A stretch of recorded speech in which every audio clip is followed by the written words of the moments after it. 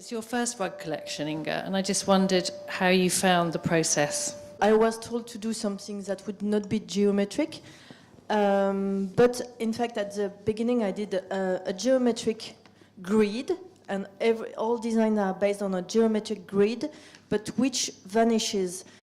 If the base is very geometric, I wanted the result to be very cloudy, Soft and vanishing, because I hate rugs when they are very graphic, because I think they are too painful and too heavy to have in a room, and I wanted to do something that would be restful. A rug is one of the biggest pieces that you can have in your home, so it should be very delicate and not taking too much of your strength. Everybody can make a rug, but not everybody can make a rug for Golran. We asked to our designer we choose to have a really interest in innovation, creativity, in passion for textile. Is very, very important for us. We chose Inga for his constant interest in textile, in manufacture, materials. There is a pointillism, sense of colour which is blurred, and it's different when you're close up and far away.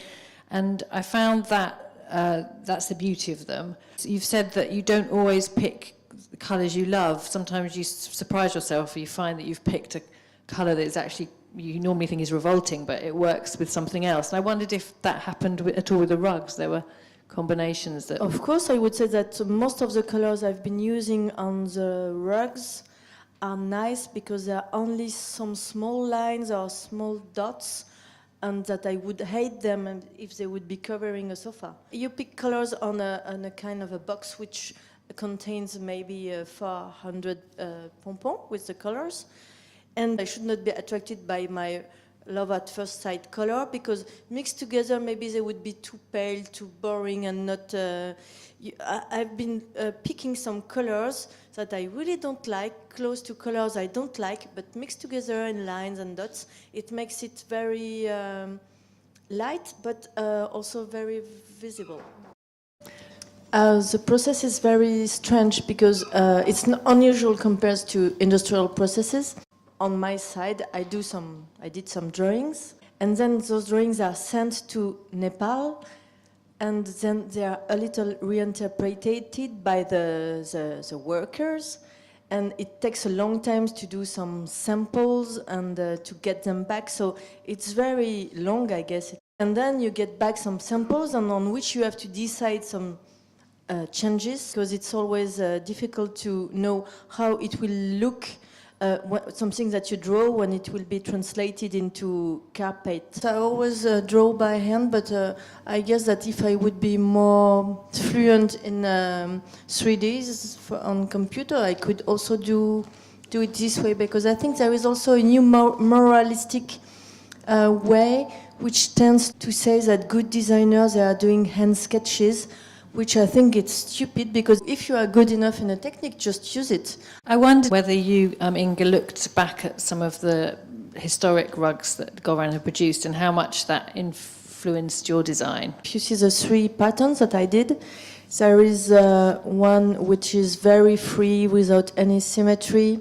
Then there is one which begins with to have some symmetry. You can see some symmetry in the drawings. And the third one, which name is Mirage, has also a frame around it, which is very linked to the Persian history of rug, as far as I observed. Right. I'm really not a specialist.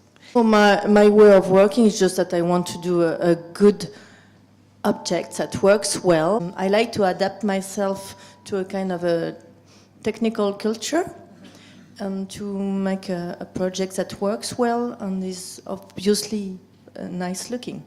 The fact that I don't like that much when people say, oh, your work is really coherent, because I think there is a kind of moralistic advice on it, and I prefer people who are doing some non-coherent work. It means that you have a lot of surprises.